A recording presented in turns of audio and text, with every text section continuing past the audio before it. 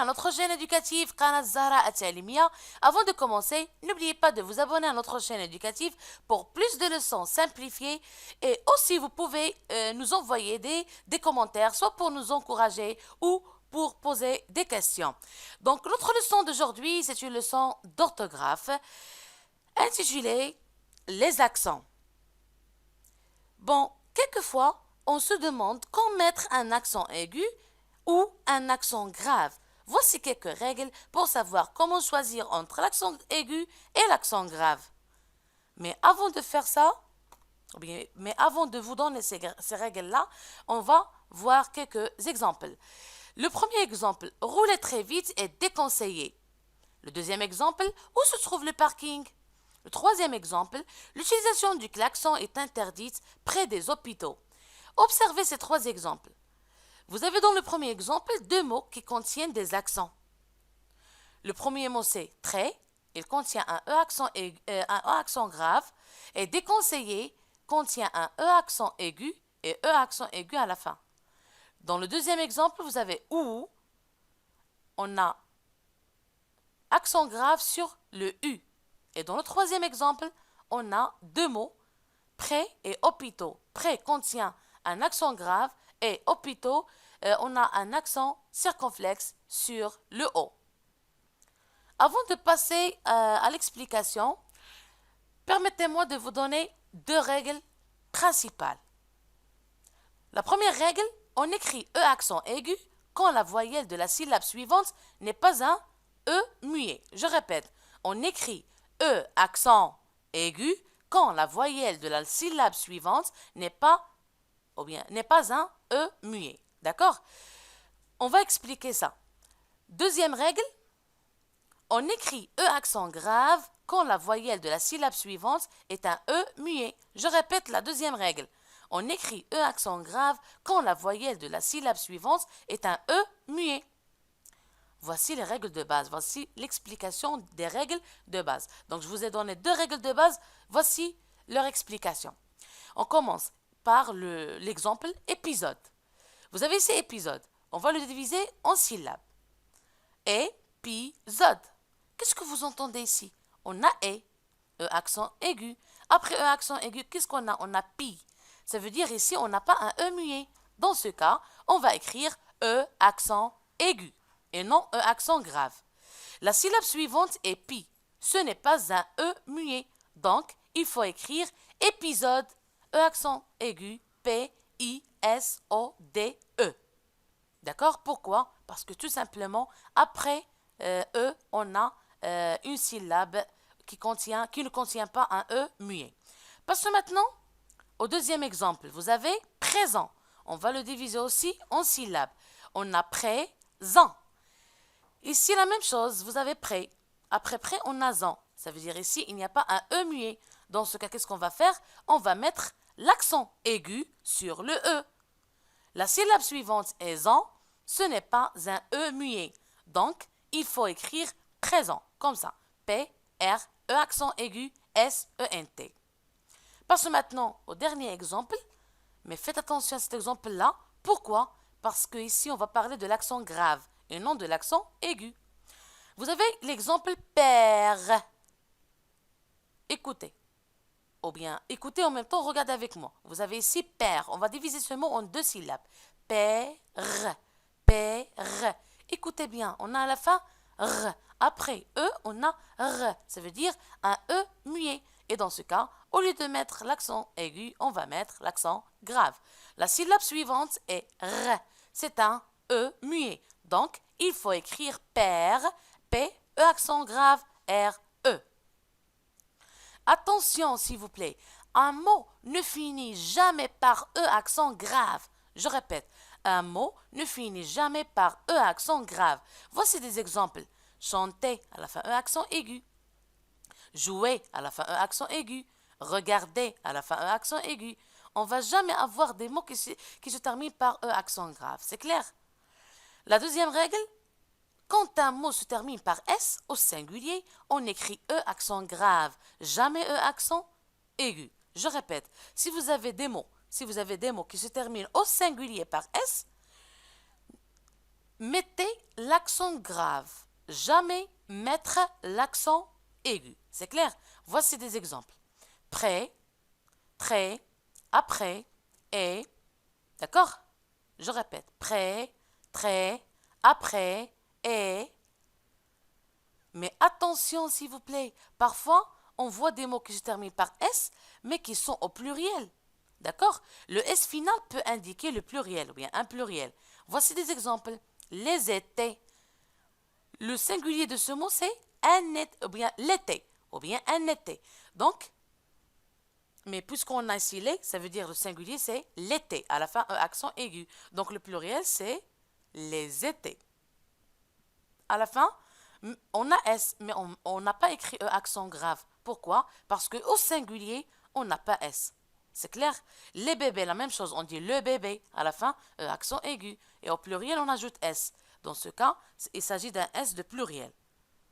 Mais les accès, attention à ce mot. Donc, on doit faire attention à ce mot-là. Pourquoi? Parce qu'on dit un accès ou bien l'accès au singulier. Ça veut dire ce mot se termine par S au singulier. Dans ce cas, on va mettre E accent grave et non E accent aigu. Aussi, ou bien, ça y est, on a terminé par la première partie. Maintenant, on va passer à la deuxième, d'accord? À la deuxième partie qui concerne la prononciation. Donc, écoutez bien. E, accent aigu, est prononcé est. Il indique un son fermé. Je répète. E, accent aigu, est prononcé est. Il indique un son fermé. Exemple, un été, préféré, céder. D'accord? Ici, il s'agit d'un son fermé. E, accent grave, est prononcé est. Il indique un son ouvert. Je répète. E, accent grave, est prononcé est. Il indique un son ouvert. Voici des exemples. Frère, mère, air, thèse. D'accord?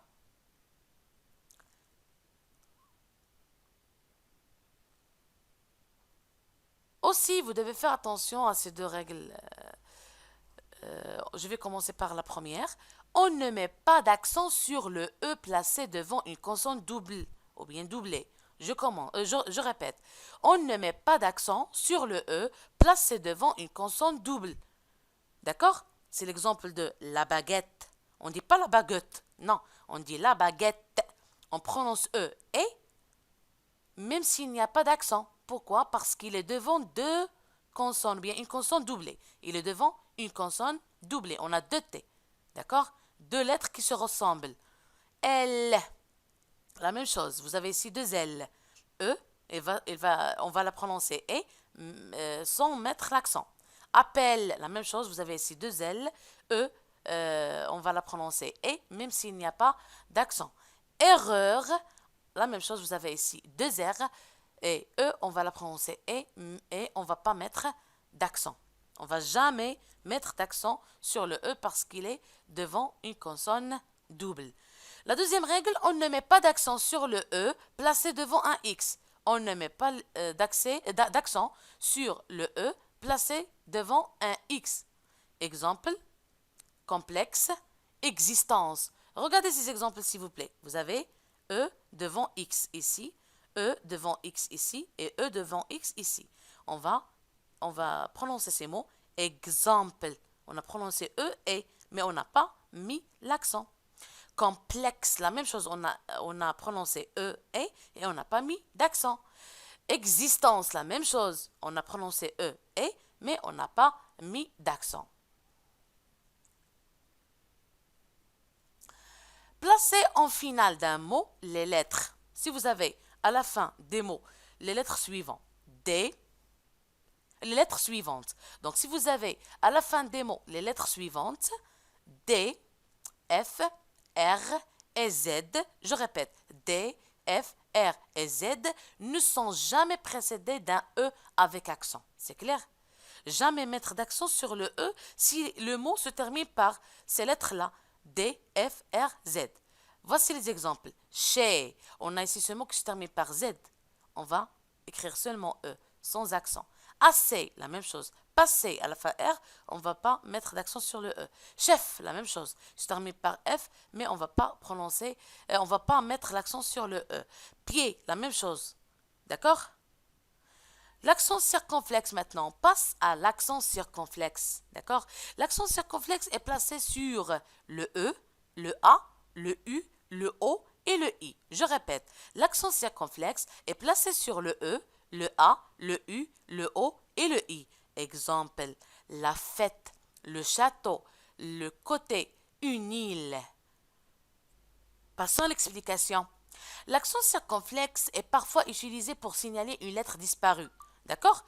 Pourquoi on utilise l'accent circonflexe on l'utilise parfois pour signaler une lettre disparue. Je vais vous donner des exemples.